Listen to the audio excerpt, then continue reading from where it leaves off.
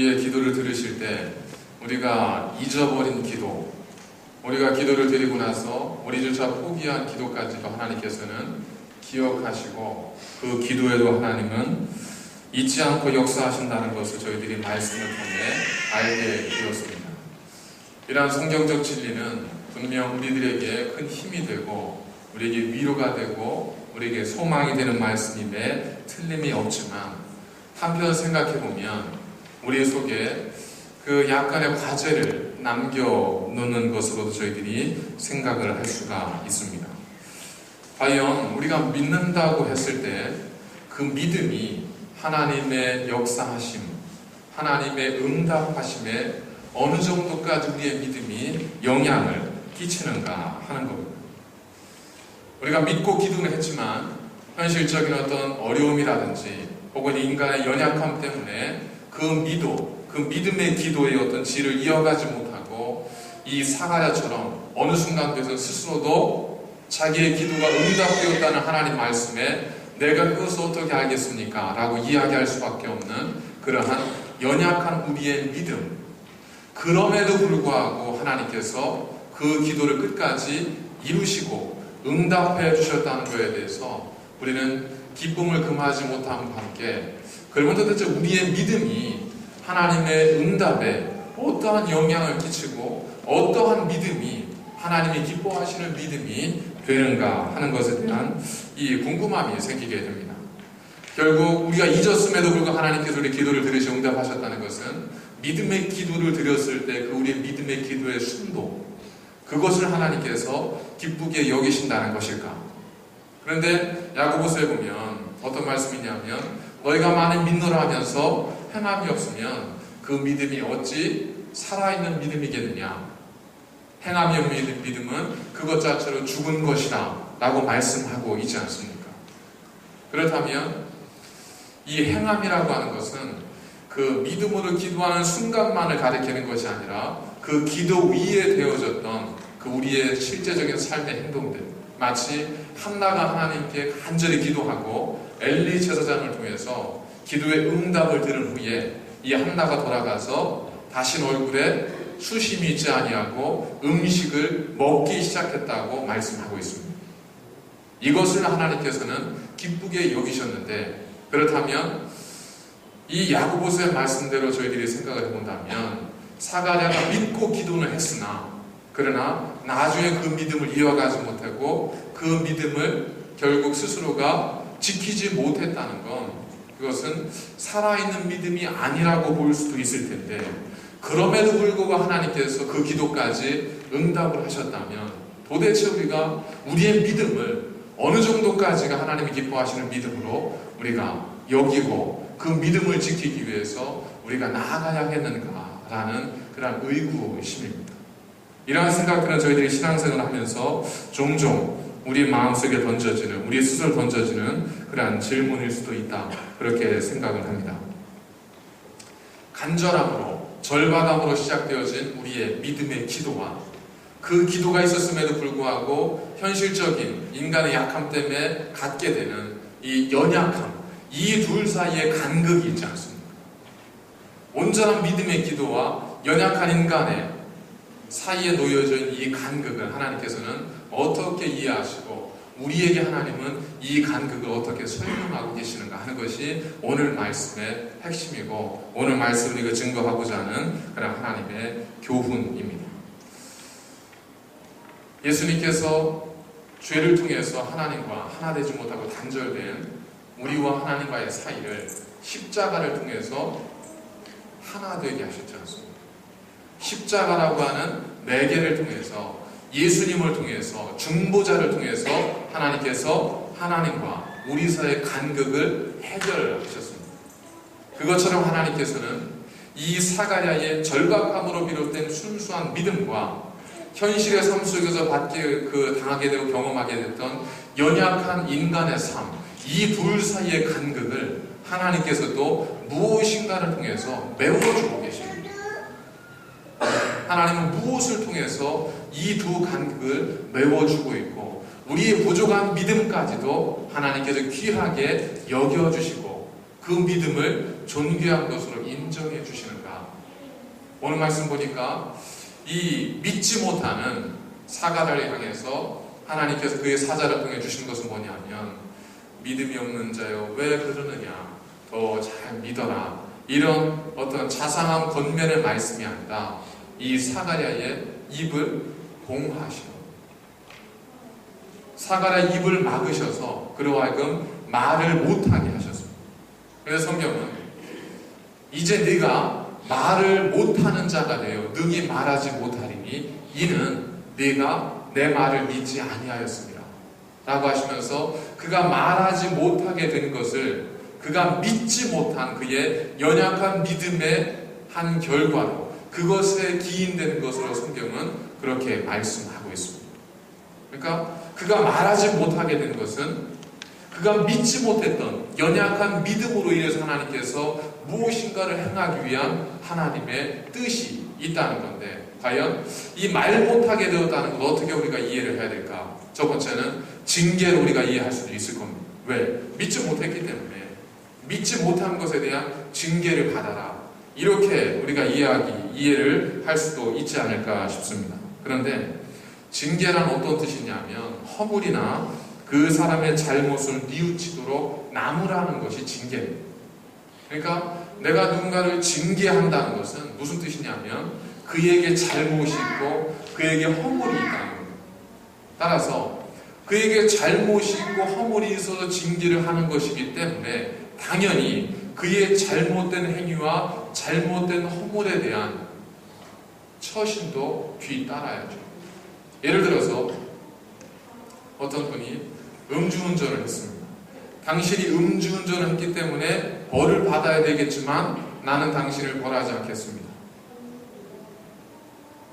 그냥 지나가는 사람이 한 얘기로서는 충분히 이해가 되죠. 근데 법조문을 가지고 있는 누군가가 경찰관이 글을 세워두고 당신은 교통법규 이것을 위반했습니다. 그래서 당신에게는 범칙금과 그리고 그 면허정지 30일이 부여가 될 것입니다. 그런데 놀랍게도 나는 그렇게 하지 않겠습니다. 이렇게 말을 하고 있다는 거예요. 하나님께서 이 사가랴에게 너의 믿음 없는 것 때문에 내가 내 입을 봉한다. 그러나 때가 되면 내 말이 이루어지리라. 그렇다면 그 말이 뭐예요? 하나님께서 그에게 주셨던 말씀 뭐냐면 내 아내 엘리사벳이 아들을 낳을 것이다. 무엇대로? 너희의 간구한 바대로. 하나님께서는 그의 잘못을 징계하는 것처럼 말씀하시면서도 정작 그의 행위에 대해서는 그냥 다 받아주신 거예요. 네가 음주운전을 했지만, 그래 잘못을 했지만, 그러나 내가 너를 벌하지는 않겠다. 자비로운 마음으로 받아들일 수 있기는 하겠지만 모순이지 않습니까? 징계라면 당연히 그 잘못된 행위에 따른 무엇인가가 있어야 될 텐데 하나님은 이 말을 하지 못하는 것으로 징계를 하시면서 정작 그의 잘못된 행위였던 믿음 없는 그의 삶에 대해서는 그냥 내버려 두시고 오히려 그 믿음 없는 기도까지도 이 하나님께서 받아주신 거예요. 도대체 왜 그러셨을까? 징계로만 보기에는 이것이 이해가 되지 않습니다. 그렇기 때문에 말을 하지 못하도록 하셨다는 하나님의 그 말씀은 바로 하나님의 사과를 향한 징계 이상의 의미가 담겨 있다는 겁니다. 그렇다면 그 속에 담겨있는 하나님의 뜻은 무엇일까? 야고보서 1장 4절에 보니까 성경에서 이렇게 말씀하고 있습니다. 너희 믿음의 시련이 인내를 만들어내는 줄 너희가 압니다. 인내를 온전히 이루라. 이는 너희로 온전하고 구비하여 조금도 부족함이 없게 하려 함이라. 하나님께서는 믿음이 연약한 자들에게 무엇을 주시냐면 믿음의 시련을 주셔서 그 믿음의 시련을 그들로 하여금 견디게 하시는 거예요. 그들로 인내케 하시고 인내케 하심을 통해서 그들이 온전하고 구비하여 모든 것에 조금도 부족함이 없도록 하나님께서 그들을 만들어 주시고자 하는 하나님의 뜻이 있다는 겁니다. 이 말씀의 근거에서 보았을 때 하나님께서 사가랴에게 주신 이 말을 하지 못하도록 하신 이 행위는 무엇으로 봐야 될까? 단순한 징계가 아니라 그를 실현하시고 그를 단련시키시는 하나님의 뜻, 믿음의 시련으로 우리가 이해해 볼 수 있다는 겁니다. 시련은 어떤 뜻을 가지고 있냐면 겪기 어려운 단련이나 고난이라는 뜻도 있지만 이 시련이 가지고 있는 의미는 무엇이냐면 의지나 사람됨을 시험하여 보는 것, 이것이 시련의 또 다른 뜻입니다. 그렇기 때문에 하나님께서 이 사가랴로 하여금 말을 하지 못하도록 하심을 통해서 그의 의지나 그의 사람됨이나 그의 믿음의 본질을 하나님께서 시험하여 보고 그로 하여금 자신의 믿음을 돌아보도록 만들었다는 겁니다. 결국 뭐겠습니까? 그를 훈련시키시고 연단시키셨다는 겁니다. 그를 징계하고 심판하신 것이 아니라 그를 훈련시키시고 연단시키셨기 때문에 그가 구한 것도 그 연단의 과정을 통해서 그가 구한 모든 믿음의 기도도 비록 연약한 인간이지만 훈련을 통해서 하나님께서 이루어 주시는 겁니다. 하나님은 우리를 징계하시는 분이 아니라 우리를 훈련시키시고 연단시키셔서 우리의 믿음의 기도가 비록 어느 순간 연약해졌다 할지라도 우리의 모든 믿음의 간구와 우리의 구하는 것을 이루어 주시고자 하는 것이 하나님의 마음입니다. 이 사가랴에게 행하셨던 그 하나님의 행위를 통해서 하나님께서는 우리에 대한 하나님의 마음을 다시 한번 간접적으로 보여주셨습니다. 자, 우리가 때로 살아가면서 우리의 믿음 없음으로 인해서 우리의 부족한 신앙으로 인해서 우리가 어떤 시련을 당할 때 어떤 고난에 처할 때 우리는 쉽게 그것이 우리에 대한 하나님의 심판이라고 생각할 수 있습니다. 우리의 믿음 없음에 대한 하나님의 징계라고 생각할 수 있을지 모르지만 하나님께서 그렇게 그의 사랑하시는 자를 심판하시는 분이 아닙니다. 하나님은 징계하실지라도 우리를 돌아오게 하기 위하여 우리로 모든 것에 온전하고 구비하여 부족함이 없도록 하게 하기 위하여 하나님은 우리를 이끄시는 분이라는 겁니다. 그 훈련의 도구로 하나님께서 사용하신 것이 뭐냐면 말이었습니다. 말. 그렇다면 하나님께서는 왜 굳이 이 말로서 말을 금하게 함으로써 이 사가랴를 훈련시키시고 그에게 믿음의 시련과 연단을 주셨을까? 말이라는 것은 우리의 내면의 언어이지 않습니까? 우리의 내면에 있는 생각과 모든 의지들이 음성을 통해 겉으로 표현되어지는 것이 말입니다. 그래서 내가 한 말은 곧 뭘 의미하냐면 그 사람의 사람됨과 인간됨과 그 사람의 생각을 표현하는 것을 우리가 그렇게 이해를 하고 있지 않습니까? 그래서 하나님께서도 뭐라고 말씀하셨냐면 때가 이를 때까지 내가 말을 하지 못할 것이다. 그러나 때가 이르면 내 말이 이루어질 것이다. 자, 한번 구체적으로 생각을 해보도록 하겠습니다. 왜 하나님께서는 하나님의 말씀에 대해서 온전히 믿지 못하고 내가 이것을 어떻게 알겠습니까? 라고 오히려 반문했던 사가랴에게 입을 봉하셨는가? 왜 도대체 말로써 그를 훈련하시고자 했는가? 이것이 누가복음의 복음서의 서두에 있다는 것이 굉장히 중요합니다. 왜냐하면 서두에서는 무엇인가 클라이맥스를 통해서 마지막에 강조하고 싶은 부분이 예수님의 십자가 부활이라고 하는 이 클라이맥스가 있긴 하지만 그러나 처음 출발한다고 하는 것에 의미가 있지 않습니까? 시작이 반입니다. 이 서두에서 하나님께서 강조하시고자 하는 것이 분명히 있기 때문에 그렇습니다. 우리는 무엇보다도 1장 1절에 3절을 통해서 이 누가를 통해서 하나님께서 우리의 믿음과 신앙을 더욱더 확실하게 하려고 이 복음서를 기록했다고 하는 기록의 의도와 목적을 우리는 이미 살펴보았습니다. 그 측면에서 왜 하나님께서 이 사가랴의 입술을 봉해서 그를 훈련시키셨는지를 우리가 이해해 보고자 합니다. 첫 번째는 뭐냐면 하나님께서 이 사람 끝으로해서 무엇의 중요성을 강조하고 있냐면 우리 말의 중요성을 하나님께서 무엇보다도 강조하고 계시다는 겁니다. 부족한 믿음 위에 있을수록 우리가 연약할수록 우리가 의심이 찾아올수록 무엇을 절제해야 되냐면 우리의 입술의 말을 절제할 필요가 있다는 것을 하나님께서 우리에게 말씀하고 있는 겁니다. 오늘 본문 20절 말씀 보면 4번에 걸쳐서 말이라고 하는 단어가 등장을 하게 됩니다. 다시 한번 보면 보라 이 일이 되는 날까지 내가 말 못하는 자가 되어 능히 말을 못하리니 이는 내가 내 말을 믿지 아니하였거니와 때가 이르면 내 말이 이루어지리라. 한 절에 말이 벌써 4번이 등장을 합니다. 첫 번째, 이 사가랴가 하나님께 무엇으로서 기도를 드렸죠? 말로서 기도를 드렸습니다. 그 말에 대해서 하나님께서 응답을 하시는데 어떻게 응답하셨냐면 천사를 보냈습니다. 천사에게 준 사명이 무엇이었었냐면 천사 스스로 고백한 것이 바로 너에게 가서 말하라고 내가 보내심을 받았다는 거예요. 그러니까 뭘 전해주러 왔습니까? 말을 전해주러 온 거예요.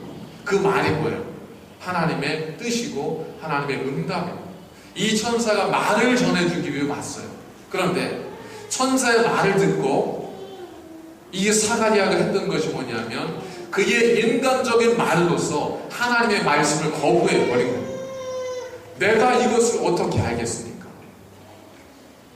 내가 어떻게 이것을 확신할 수 있겠습니까? 어떻게 이것이 사실이라고 내가 믿을 수 있겠습니까? 말로서 하나님의 말씀을 거절해 버렸습니다. 그랬더니 하나님께서 어떻게 하세요? 그의 입술을 막으시는 거예요. 그리고 끝에는 20절 마지막에 뭐라고 확언하시냐면 그러나 때가 이르면 뭐가 이루어지겠다고요? 내 말이 이루어지겠다는 거예요. 모든 것이 말로서 시작해서 말로 끝납니다. 사실 우리의 삶이라는 게 뭐겠습니까? 우리의 삶이라는 것이 대단한 업적도 있고 무엇도 있지만 사실 울면서 왔다가 울면서 가는 것, 그것이 우리의 삶이지 않습니다. 우리가 말을 할 수 없다면, 의사소통을 할 수 있다면 우리가 어떻게 이러한 인류의 찬란한 문명을 만들어낼 수 있었겠습니까? 우리는 사실 말로서 많은 것들을 행하지 않습니까? 말은 대단히 중요합니다. 우리는 말 한마디 때문에 천냥빛을 갚기도 합니다. 내가 무엇을 얻을 것인가 라고 하는 이 책이 있습니다. 하버드대에서 굉장히 명강의, 매번 이제 강의가 수강 신청이 될 때마다 이 강의를 듣기 위해서 학생들이 자기들에게 부여된 학생들 포인트가 있는데 이 포인트를 다른 친구들에게 돈을 주고 사서 포인트를 만들어서 수강 신청을 할 정도로 위대한 그런 아주 하버드에서 명 강의 중에 하나를 책으로 이렇게 써낸 것이 내가 무엇을 얻을 것인가 하는 그러한 책입니다. 이 책 내용을 읽다 보면 우리의 말 한마디가, 우리의 제스처 하나가 얼마나 중요한지, 얼마나 그것이 다른 사람들의 마음을 움직이고 내가 원하는 것을 얻기 위해서 우리의 말 한마디가 얼마나 중요한지를 여러 가지 실례들을 통해서 역설적으로 설명을 하고 있습니다. 말이 중요하다는 것은 말해야 알겠습니다. 말하지 않아도 알지 않겠습니까? 일례로 지난주에 우리가 사랑하는 우리의 조국 한반도에서, 대한민국에서 해양수산부 장관이 경질이 됐습니다. 1년도 되지 않아서 해양수산관이 경질이 됐습니다. 경질이 된 결정적 이유가 뭐였었냐면 그의 실험 때문이었습니다. 여수 저쪽에 기름 유출 피해가 있었지 않습니까? 아무리 논리적으로 보면 그게 성립이 된다 할지라도 지금 엄청난 국민들이 자기의 20년, 30년의 생계를 잃고 그것 때문에 고군분투하고 있는데 거기에다 대고 1차 피해자는 기업이고 2차 피해자가 어민이다. 이 말 한마디에 그토록 그렇게 청문회에서 그가 인준을 받을 때 사실 야당 여당에 동의서를 받지 못했잖아요. 임명 동의안을 받지 못했었습니다. 그럼에 합의서를 받지 못했음에도 불구하고 대통령이 직권으로 임명할 정도로 그렇게 강력하게 밀어붙였던 그런 장관이었었지만 결국에 말 한마디 때문에 실각하게 되었습니다. 미국 연방준비제도의 이사, 그 의장 버네키, 지금 이제 여자 그 의장으로 바뀌었지만 이분의 말 한마디 때문에 전 세계의 주가가 들락날락하고 환율이 오르락내리락 하지 않습니까? 이 말 한마디가 얼마나 중요합니까? 여러분 잘 아시는 미국의 가장 인기 있었던 대통령 레이건, 모든 국민들에게 희망을 주었던 레이건, 이분이 배우 출신이잖아요. 한번 일화가 있지 않습니까? 이분이 어느 날 빈 이런 사당인 혹은 그런 그 강당 같은 곳에서 자기가 배우였었으니까 그 옛날 기분을 생각하면서 장황한 연설을 혼자, 아무도 없을 때 혼자 했던 적이 있었어요. 그 내용이 뭐였었냐면 3차 대전의 발발 가능성과 그 내용에 대한 것이었습니다. 근데 그런 일이 생기면 그런 일이 있잖아요. 누가 하나 지나가다 이 이야기를 기자가 레이건 대통령이 혼자 강당에서 열변을 토하면서 자기 가상의 시나리오를 만들어서 아마 스트레스를 풀려고 했는지 이걸 막 하고 있었는데 지나가는 기자가 누가 딱 듣고 이걸 기사화해버렸어요. 3차 대전 발발 가능성에 대한 기사가 나왔습니다. 해프닝이 벌어졌습니다. 미 대통령의 한마디가 이렇게 힘이 있는 거잖아요.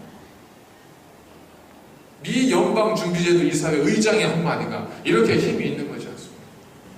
가정에서 아버지 어머니의 말이 얼마나 힘이 있어. 오늘 밥 없어 그러면 있어요 없어요? 없는 거잖아요. 있어도 없는 거죠. 국 없어 그러면 한선 있는 거 봤는데도 없는 거예요. 아내가 오늘 국 없어 그러면 국이 없는 거예요. 말 한마디가 이렇게 무섭습니다. 그래서 잘 생각해 보십시오. 하나님께서 천지를 뭐로 창조하셨죠? 말씀으로 창조하셨습니다. 예수님께서 이 땅에 오실 때 요한복음 1장에 좀 뭐라고 말씀하십니까? 말씀이 육신이 되어 오셨다고 하셨습니다. 우리가 믿는 건 뭐예요? 하나님의 말씀. 모든 것이 다 뭐예요? 말씀이에요. 기록된 말씀이에요. 우리가 믿는 건 말씀. 성경을 믿는다는 것은 뭘 믿는다는 거겠어요? 하나님의 말씀을 믿는 거지 않습니까? 자, 하나님께서 세상을 말씀으로 창조하셨습니다. 예수 그리스도께서 말씀이 육신이 돼서 오셨습니다. 이사야 55장 11절에도 보니까 내 말은 내 입에서 나간 말은 하나도 헛되이 돌아오지 아니고 반드시 이루어진다고 말씀하셨습니다. 우리의 믿음의 근거는 오직 하나님의 말씀입니다. 모든 것을 하나님께서 말씀으로 창조하시고 말씀으로 이끌어가고 있는데 그 하나님 앞에서 사가랴가 지금 뭘 하고 있는 거예요? 자기의 말로 하나님의 말씀을 지금 거절하고 있는 거예요. 그러니 자기 말 한마디의 중요성을 알지 못하는 사람이 어떻게 하나님의 말씀의